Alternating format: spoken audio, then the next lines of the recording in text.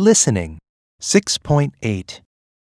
Mr. Soriano, what differences are there between Benidorm today and Benidorm in the 1950s? There are very big differences. For example, today, there are 65,000 people who live in Benidorm. In the 1950s, there were only about 3,000 people. Wow, that's a big difference.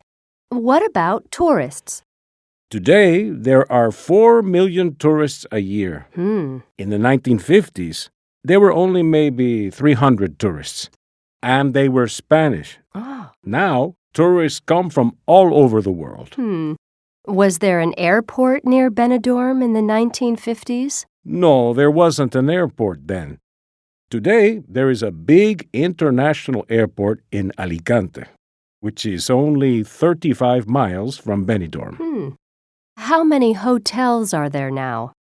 There are 128 hotels in the town. That's a lot. And in the 1950s?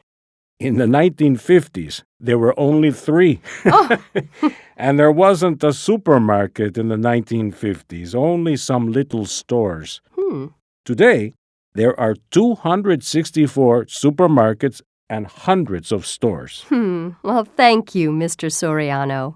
You're welcome.